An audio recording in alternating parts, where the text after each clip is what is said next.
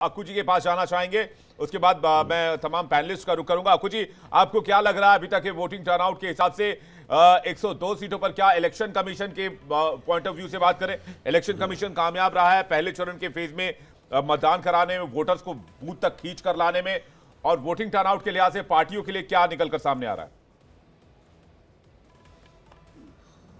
इसमें election commission ने जितना करना था, जितनी मेहनत करनी थी, जितना काम करना था वो कर लिया। बाकी काम आम जनता का, हमारा आपका है। हम आप कितना कर पाते हैं, कितना उत्साही होकर निकल पाते हैं, कितनी अपनी जिम्मेदारी निभाते हैं, ये इस पर निर्भर है। और मुझे भरोसा हो रहा है कि शायद पिछले चुनाव के आसपास का वोटिंग परसेंटेज इस बार क्रॉस कर जाएगा। अभी इसको बहुत जल्दीबाजी है कहना कि अभी कम है, क्योंकि ये आमतौर पे 7:30-8 बजे तक पूरे एग्जैक्ट फिगर आते हैं। लेकिन रोचक चुनाव इसलिए है ये 102 सीटों का, क्योंकि यहाँ पर इसमें अगर आप भारतीय जनता पार्टी के पाने के हिसाब से सोचेंगे तो तमिलनाडु की 39 सीट्स हैं। 39 सीट्स में अब आमतौर पर ये माना जाता है यहाँ तो भाजपा की दाल नहीं गलने वाली, लेकिन अगर दाल गल गई, थोड़ी सी भी दाल गल गई, तो कम से कम आप 50 तो लेंगे ना। अगर कच्ची बिल्कुल ही रहेगी तो नहीं बच गई, लेकिन उस दाल को पकाने के लिए जितनी ईंधन की जरूरत थी, जितना उसमें मसाला डालना था, वो सब प्रधानमंत्री मोदी ने डालने की कोशिश की। दूसरी तरफ द्रमुक के पास पकी पकाई दाल थी, तो वो आराम से पचने की स्थिति थी। लेकिन कुछ एक जगह भी अगर मोदी जी की दाल गल गई तो इनके लिए प्लस पॉइंट होगा। तो 40 सीटें, लगभग 39 सीट्स हैं, तो वो कम कर दी तो आपको समझ में आ जाएगा। दूसरी तरफ उत्तर प्रदेश है, जहां इनकी पूरी निगाह 8 सीटों पर आज है। पिछली बार 3 सीटें मिली थी, इस बार अगर 3 सीटें और मिल जाएंगी तो वो उनके लिए प्लस हो जाएगा। ओवरऑल उत्तर प्रदेश में, क्योंकि पूरा दारोमदार 80 सीटों का है, पिछली बार 62 सीटों का था, अब की से टारगेट तथाकथित रूप से 80 का है। लेकिन 80 ना भी होना भी नहीं, मतलब मैं तो पत्रकार के तौर पे मानता हूं कि ऐसा नहीं होना चाहिए, लेकिन फिर भी हो भी जाए तो अच्छी बात है। फिर उसमें ये है कि आपको 17-18 सीटें मिलने की संभावना होती है। 17-18 नहीं, 12-10 जो भी मिलेंगी वो ऐड करेगा। तो ये बड़ा रोचक होगा इसको एनालाइज करना। थोड़ा सा रुकना चाहिए हम लोगों को वोट परसेंटेज को का कहर ढालने के लिए कि हम वोटर पर कहर डालें कि तुम क्यों नहीं निकले। अभी हम देखते हैं कितना है, लेकिन वो उत्साह जो दिखना चाहिए वो नहीं दिखा, और उसके दोषी ज्यादातर मैं मानता हूँ कार्यकर्ता होंगे, चाहे किसी दल के। एक बहुत मशहूर कहावत है मीर जी, अक्कू जी, की जो खत का मजनून है वो लिफाफे को देखकर पता चल जाता है। तो इस मजनून को समझा जा सकता है कि इसमें क्या निकलकर सामने आ रहा है। मैं विवेक सौरभ आज हमारे साथ बैठे हुए हैं और ये बीजेपी को बहुत अच्छा डिफेंड करते हैं। मैं इनको एकदम स्पेसिफिक में, जेनरिक नहीं, मैं आपसे स्पेसिफिक सवाल पूछना चाह रहा हूँ। मैं सीटों के नाम गिनता हूँ। नगीना, वहाँ पर 50% मुस्लिम, मुरादाबाद 45% मुस्लिम, रामपुर 55% मुस्लिम, सहारनपुर 42% मुस्लिम, कैराना 30% मुस्लिम। जहाँ कहीं भी मुस्लिम आबादी ज़्यादा है वहाँ पर बीजेपी को सफलता मिलने में क्यों डाउट और संशय है कि वहाँ पर जीतने में फंस क्यों जाती है पार्टी? नहीं, देखिए, बीजेपी को कोई संशय नहीं है। बीजेपी तो 2014 से जब जीत करके आ रही है, उसके बाद इन सीटों पर बहुत प्रयास किया उसने, बहुत ही मतलब इन सीटों पर जो है उन्होंने कड़ी मेहनत की और कई सीटें उन्होंने निकाली भी है। तो आपको लगता मुस्लिम आबादी, इस बार सुनिए, आपको लगता है कि ये सीटें जिनका मैंने नाम लिया, हाँ, जो पिछली बार मुश्किल रहा था, तो इस बार क्या आपको उम्मीद है कि यहाँ पर बीजेपी बेहतर कर लेगी या जीत हासिल कर लेगी? इन सारी जगहों पे जो 8 सीटों की आप बात कर रहे हैं, लगभग ये सारी सीटें भारतीय जनता पार्टी इस बार के चुनाव में जीत करके आएगी।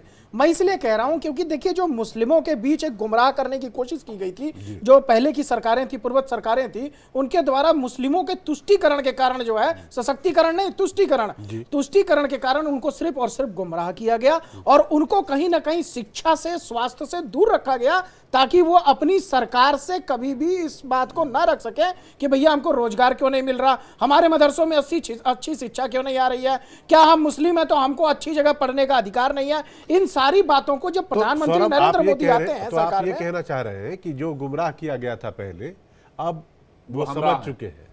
हाँ, अब वो समझ चुके कि पहले जो कुछ भी बताया जा रहा था वो ठीक नहीं था। चलिए, मैं आपकी इस थ्योरी को मानता हूं, तो मैं थोड़ा सा खिसक के राजस्थान चला जाता हूं। राजस्थान की कुछ सीटें बता रहा हूं। नागौर की सीट जहां पर हनुमान बेनीवाल इस बार अपोजिशन से, मतलब आपके साथ, बीजेपी के साथ नहीं है, वो वाली सीट है। मैं बात कर रहा हूं आपको, जैसे आज जहां पर चुनाव हुआ चूरू का, राहुल कस्बा है, बीजेपी के थे बागी होके। इन सीटों पर क्या बीजेपी को लगता है कि ये फिसल जाएगी। जो 25 के 25 पिछली बार थी, यहाँ पे हासिल करने के लिए तो कुछ था नहीं, तो क्या उसको फिसल के नुकसान होने वाला है? देखिए बहुत अच्छा आपने मीर जी बोला, अभी आपने स्वयं बोला कि 25 से 25, जबकि उसमें हनुमान बेनीवाल जी की एक सीट थी पिछले जी, बार, बिल्कुल। उसको आपने भारतीय जनता पार्टी में इंक्लूड कर लिया क्योंकि साथ थे। क्योंकि साथ थे, मैं वही कह रहा हूं आपको। तो वहां पर भारतीय जनता पार्टी के लिए हनुमान बेनीवाल जी कोई विषय नहीं है। उन्होंने नरेंद्र मोदी जी की लोकप्रियता है, उसका फायदा उनको निश्चित रूप से मिला। इस तरह के बहुत से गठबंधन के साथी हैं जिनको प्रधानमंत्री नरेंद्र मोदी की लोकप्रियता का और उनके किए गए कार्यों का फायदा लगातार मिल रहा है, इसलिए अपने आप वो जीत करके आते हैं। देखिए कैंडिडेट के ऊपर फोकस नहीं किया इसलिए भारतीय जनता पार्टी ने कैंडिडेट उन्होंने मोदी की गारंटी की बात की आप लोगों ने। यासिर जिलानी, प्रवक्ता बीजेपी पार्टी, हमारे साथ जुड़े हुए। यासिर जी, आपका स्वागत है इंडिया डेली लाइव पर। आपसे जानना चाहेंगे जो सवाल अभी सौरभ जी से अमीर जी ने पूछा कि भाई मुस्लिम डोमिनेंट जो सीट्स हैं उसको लेकर आप कितने मुतमईन है, कितने अश्योर हैं कि आप इसे जीत रहे हैं? चूंकि आप बीजेपी अल्पसंख्यक मोर्चा से भी आते हैं और आपके पास इस बार जिम्मेवारी थी। मैं जानता हूं कि आप पसमानदा मुसलमानों को लेकर और बाकी जो पिछड़े मुसलमान हैं उनको लेकर भी आप लोगों ने पिछले काफी सालों में काफी काम किया और उनके बीच स्पेशली आप काफी रहे हैं। विवेक जी, बहुत बहुत धन्यवाद आपका। मैं इस पहले चरण में संगठन के दृष्टिकोण से जो पश्चिम का क्षेत्र है और जो अवध का क्षेत्र है उसका इंचार्ज होने के नाते मैं चुनाव देख रहा था और मैं लगातार सहारनपुर, मुरादाबाद, रामपुर, बिजनौर, नगीना, कैराना, मुजफ्फरनगर पिछले 10 दिनों से मैं खास करके अल्पसंख्यक वर्ग के जो सबसे बड़े वर्ग है मुस्लिम बाहुल, उस इलाके में काम कर रहे थे। इस बार हम लोगों ने जो सुदूर गांव में अपना टारगेट रखा था, वो लोगों से मिलके उनसे एग्जैक्टली जो फीडबैक है वो ले रहे थे और उनको ये बता रहे थे कि पिछले 70 सालों में 57 साल जिस एक परिवार की हुकूमत सेकुलरिज्म के नाम पे आपको तुष्टीकरण की पराकाष्ठा का केंद्र बिंदु बना के रखा, उसने दिया क्या। मैं उदाहरण के तौर पे 30 सेकंड में आपको बताता हूं। 2 विश्वविद्यालय कांग्रेस के रिजिम में या कांग्रेस से पहले मान ले तो मुसलमानों को मिले, एक अलीगढ़ मुस्लिम विश्वविद्यालय और एक जामिया मिलिया इस्लामिया, जो एजुकेशन से रिलेटेड, जो भारत में अभी आपको मुसलमान बोलते हुए दिखाई देते हैं 100% या तो एमयू के हैं या जामिया मिलिया इस्लामिया। मैं भी जामिया मिलिया इस्लामिया को रिप्रेजेंट करता हूं, छात्र विंग की राजनीति वहां से करी। लेकिन आपको एक विडंबना बता दूं कि ये एमयू भी सर सैयद नहीं होते तो ये मुसलमानों को नहीं मिल पाता, और जौहर साहब और अंसारी साहब जैसे क्रांतिकारी नहीं होते तो जामिया मिलिया इस्लामिया भी। तो कांग्रेस ने सिर्फ मुस्लिम बड़े 2-3 चेहरे दिए, उनको इतना बड़ा कर दिया, वो महलों में रहने लगे, गरीब मुसलमान उन तक पहुंच ही नहीं सकते थे और उनको वोट बैंक की तरह इस्तेमाल किया। उनको डराते रहे कि अगर आरएसएस की सोच वाली भारतीय जनता पार्टी आ जाएगी तो आपको देश से दरबदर कर दिया जाएगा, देश से अलग कर दिया जाएगा। फिर ये सिलसिला चलता रहा। उसके बाद जब CA/NRC के आपने आंदोलन देखे, शाहीन बाग का आपने आंदोलन देखा, उस वक्त भी हम लोग आपके साथ टीवी पे बैठते थे और चैलेंज देते थे कि CA जैसा कानून जो भारत का कानून है, इसमें नागरिकता देने का कानून है, नागरिकता लेने का कानून नहीं है। और लोगों को समझाने की कोशिश करी, लोगों ने नहीं समझा, भ्रमित रहे, भ्रम में डाला विपक्ष के लोगों ने। उनका सहारा लेके वो विधानसभा लोकसभा पहुंचे, लेकिन वही नौजवान लड़के जिन्होंने उस आंदोलन को खड़ा और बड़ा किया आज जेलों में बंद है, उनका कोई सूद लेने वाला नहीं। दूसरी तरफ इधर अगर आप देखें, भारतीय जनता पार्टी के अल्पसंख्यक मंत्रालय ने पिछले जो 6 से 7 साल का रिकॉर्ड देखेंगे, जब पहले वजीर थे अक़लियती बराए उमूर के, जो अल्पसंख्यक विभाग कहा जाता है, मुख्तार अब्बास नकवी साहब से लेके और स्मृति ईरानी ने किसी तरह का कोई भेदभाव नहीं किया। अगर इज्जत घर जो सबसे बड़ी जरूरत थी हिंदुस्तान के महिलाओं के लिए, जो सबसे ज्यादा इज्जत घर बनाए गए, उसमें मुसलमानों को भी दिया गया, ईसाइयों को भी दिया गया, हिंदू बहनों को भी मिला और तमाम लोगों को, कोई भेदभाव नहीं। प्रधानमंत्री आवास योजना के तहत जब घर मिले तो उनको भी मिले, राशन मिले, तो ये हमने उन्हें बताने की कोशिश करी है। इस बार आप समझिए, और जनमानस ने इस बात को समझा है, मुस्लिम वर्ग ने समझा है। उसके तहत जो आप देखिए, एक हिंदू मुसलमान से इतर एक लाभार्थी, वो जो वोट बैंक है, वोटर्स का जो वर्ग है, वो तैयार करने की बीजेपी की कोशिश रही है।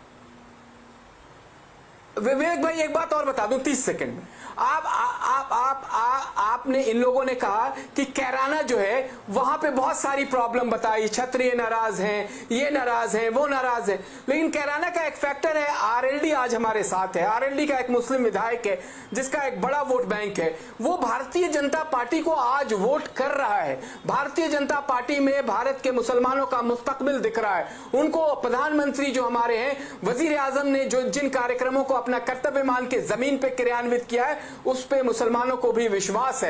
इसलिए मैं आज जो हिंदी पट्टी के लगभग 35 सीटों पे चुनाव हुआ है, 100% भारतीय जनता पार्टी चुनाव जीत रही है। ये लोग बड़ी बड़ी बातें कर रहे हैं, अपने अपने अकॉर्डिंग उसको डिस्क्राइब करने की, डिकोड करने की कोशिश कर रहे हैं कि कम वोटिंग परसेंटेज हुआ है, कहीं बढ़ गया है, इससे शायद भारतीय जनता पार्टी को नुकसान। ये उनकी भूल है। भारतीय जनता पार्टी पिछली बार से भी बेहतर इस बार रिजल्ट ला रही है। यासिर भाई, इसका मतलब आप ये कह रहे हैं कि बीजेपी ने मुसलमानों का भरोसा इस कदर जीता है अपनी योजनाओं से और उनकी भलाई के लिए जो कुछ भी किया है उसके बिना पे इस बार लोग अच्छे खासे संख्या में तादाद में जाके और वोटिंग करेंगे और आपकी पार्टी को सफलता मिलेगी। देखिए, आपके नेशनल चैनल पे एक बात और कह दूं कि पिछली बार भी 12% के आसपास हमारे को वोट मिला था। इस बार हमारी पूरी कोशिश है कि इसको 18 से 20% तक पहुंचाएं और हम चुनाव के बाद भी आपके साथ बैठेंगे, चर्चा करेंगे और मुझे लगता है कि हम लोगों को कामयाबी पश्चिम में बहुत जबरदस्त मिल रही है। बहुत जबरदस्त अंडर करंट मुसलमानों के बीच में, अल्पसंख्यक के लोगों के बीच में उत्साह था। जी, आपने मुसलमानों की बात तो बखूबी रखी और बताया कि आपकी जो सरकार की योजना है उससे बहुत फायदा है और वो इस बार आपके पक्ष में मतदान करेंगे। लेकिन बात जो संशय वाली है सिर्फ मुसलमानों की नहीं, बल्कि इस बार तो पश्चिमी उत्तर प्रदेश में ये भी बार बार कहा जा रहा है और कई जगह से, खासतौर पे उसमें मैं, जो कि आपने मुजफ्फरनगर का नाम लिया तो उसको भी मैं कोट करूंगा कि ठाकुर भी नाराज हैं।